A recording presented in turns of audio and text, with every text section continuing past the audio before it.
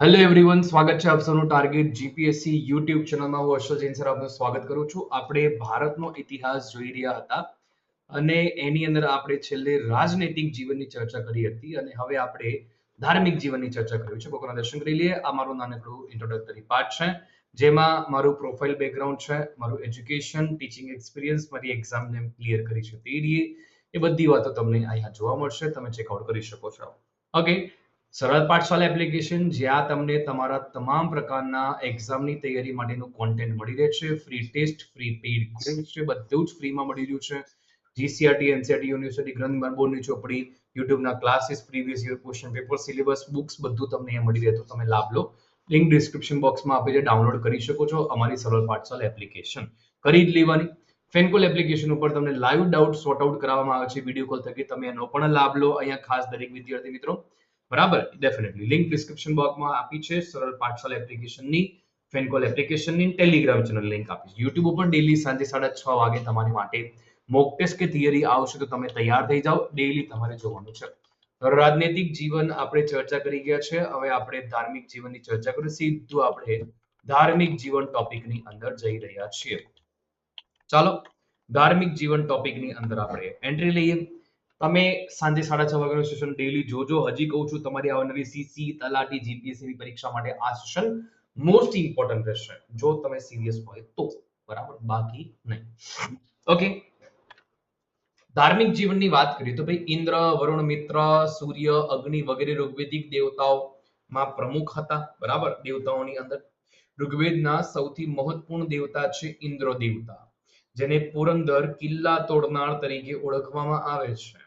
તમને ખબર હોય તો અર્જુન જે હતા એ અર્જુનના પિતા કહેવાય. આમને આ પાંડુના પુત્ર હતા, પણ ઇન્દ્ર ભગવાન છે એમની જોડેથી વરદાન જે છે, કુંતી માતા છે એ વરદાન મંત્ર બોલ્યા અને મંત્ર છે એના વરદાન સ્વરૂપે અર્જુન છે તે તેમને આપ્યા હતા.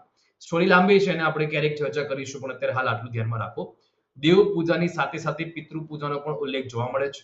યજ્ઞ અને બલિની પ્રથા આ સમયે પ્રચલિત હતી, પરંતુ માનવ બલિનો કોઈ ઉલ્લેખ જોવા મળતો નથી. માનવ બલિ નથી. મંદિર કે મૂર્તિ પૂજાનો પણ કોઈ ઉલ્લેખ અહીંયા જોવા મળતો નથી. Okay, yes. થોડીક આપણે ચર્ચામાં આગળ વધીએ. ઈશ્વરની આરાધના મોક્ષ પ્રાપ્તિ માટે નહીં, પણ ભૌતિક સુખની પ્રાપ્તિ માટે કરવામાં આવતી, જે આજના સમયમાં આ જોવા મળે છે. બરાબર, આપણે મોક્ષ પ્રાપ્તિ માટે કોઈ પ્રયત્ન નથી કરતા. આપણે ભૌતિક સુખ, એ ભગવાન મને આટલા રૂપિયા મળી જાય, હે ભગવાન મને આટલું બધું પૈસો મળી જાય, હે ભગવાન હું આ પોસ્ટ ઉપર પહોંચી જાઉં, હે ભગવાન મારું આ કામ થઈ જાય, હે ભગવાન મારું આ બધું જ કામ થઈ જાય. બસ આપણે શું કરીએ? ભૌતિક સુખ સુવિધાઓ છે એ માંગીએ. મોક્ષની પ્રાપ્તિ છે એ માંગતા નથી. ઋગ્વેદિક આર્ય પુનર્જન્મમાં વિશ્વાસ રાખતા હતા. હું A to Z બધાની વાત કરું છું, એમાં હું ભાઈ આવી ગયો. બરાબર, એટલે અત્યારે હાલની સ્થિતિ વૈદિક કાળ જેવી થઈ છે, ખાસ કરીને ઈશ્વરની આરાધના બાબતમાં. સ્વર્ગ અને નરકની પણ કલ્પનાનો ઉલ્લેખ આપણને જોવા મળે છે વૈદિક કાળની અંદર. ઓકે, ધાર્મિક દેવી દેવતાઓમાં સૌથી પહેલા દેવી દેવતાની વાત કરવી છે ઇન્દ્ર દેવતા. તો સૌથી પહેલા દેવતા છે, યુદ્ધમાં નેતૃત્વ કરતા દેવતા છે. ઋગ્વેદમાં 250 વાર જોવા મળે ઉલ્લેખ, જે સૌથી વધુ ઉલ્લેખ છે આ દેવતાનો. વરસાદના દેવતા છે, પુરંદર એટલે કે કિલ્લા તોડનાર દેવતા છે. જર્મનીમાં જાર નામના દેવતા છે, જે ઇન્દ્ર દેવતાની સાથે સરખાવાય. ગ્રીસમાં જીઓસ નામના દેવતા છે, જે ઇન્દ્ર દેવતા સાથે સરખાવાય. રાઈટ? તો ત્યાં આ જ પેટર્નથી છે ભગવાન, ખાલી નામ અલગ છે એમનું, તો તમે અહીંયા ધ્યાનમાં રાખી શકો છો. ઓકે સાહેબ, ઠીક છે. પછી વાત કરીએ આપણે અન્ય દેવતાની, તે છે અગ્નિ દેવતા. યજ્ઞના દેવતા છે. દેવ અને માનવ વચ્ચે મધ્યસ્થ તરીકે થાય, કારણ કે આપણે યજ્ઞ કરીએ તો અગ્નિ દેવતાને પ્રગટાવવા પડે અને એમાં ઘીથી આપણે હોમ કરીએ છીએ. બ્રહ્માથી જોડનાર છે. અગ્નિને જાતિ વિદેશ પણ કહેવામાં આવે છે. ઋગ્વેદમાં 200 વાર અગ્નિનો ઉલ્લેખ છે. ગ્રીસમાં ઇગ્યુઅસ નામના દેવતા છે, તે અગ્નિ દેવતા જ છે. ઇગ્યુઅસ, ઇગ્નાઇટર. બરાબર, તો આ બધા શબ્દ છે અગ્નિને સંકળાયેલા છે.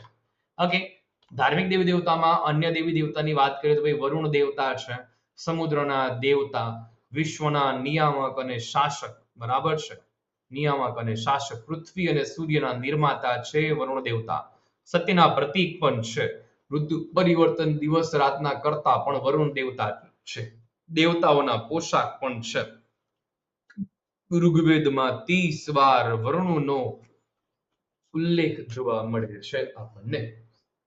બરાબર, તો આટલું તમારે ધ્યાનમાં રાખવાનું છે. વરુણ દેવતા ક્લિયર, અગ્નિ દેવતા ક્લિયર અને ઇન્દ્ર દેવતા તમને ક્લિયર થઈ ગયા. ઓકે, હવે વાત કરીએ છીએ આપણે નેક્સ્ટ દેવતાની. તે છે આર્ષ એટલે કે લગ્નના દેવતા. પછી અરણ્યની તો જંગલની દેવી. પછી અશ્વિની, અશ્વિની અથવા અશ્વિન ચિકિત્સાના દેવતા, મુશ્કેલી દૂર કરનાર દેવતા. પૂષણ પશુઓના દેવતા.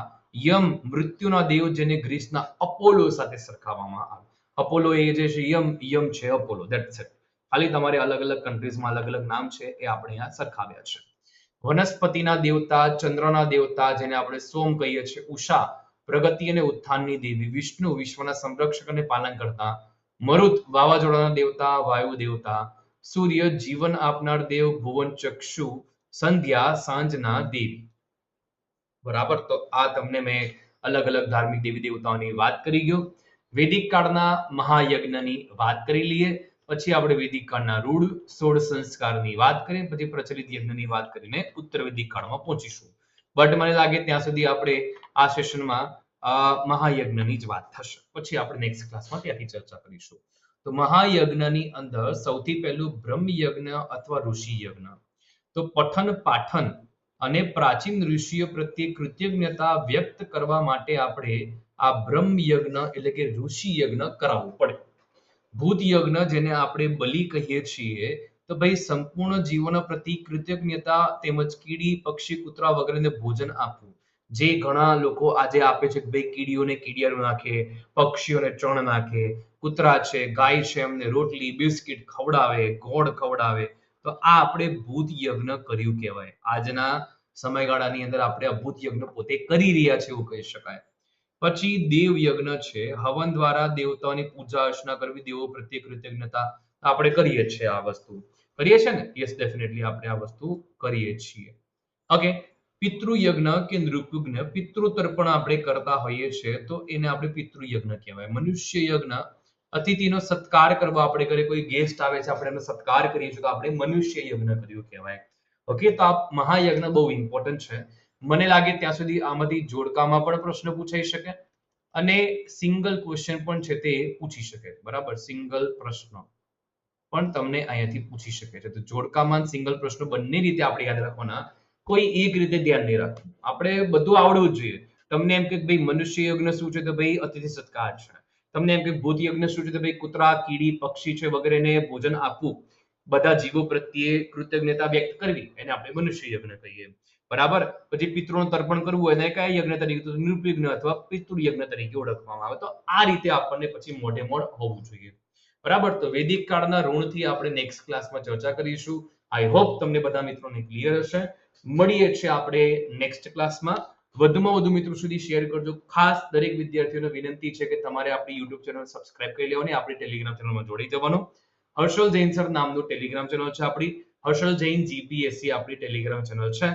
તો એમાં તમારે જોડાઈ જવાનું. ખાસ ટાર્ગેટ જીપીએસસી યુટ્યુબ ચેનલ ઉપર સાંજે 6:30 વાગે આપણે મોક ટેસ્ટ આવે છે, થિયરી આવે છે, તમે એનો લાભ લઈ શકો છો. જય શ્રી શ્યામ. મળીએ છીએ નેક્સ્ટ ક્લાસમાં. જય હિન્દ, જય ભારત, જય ગરવી Gujarat. Take care, bye by.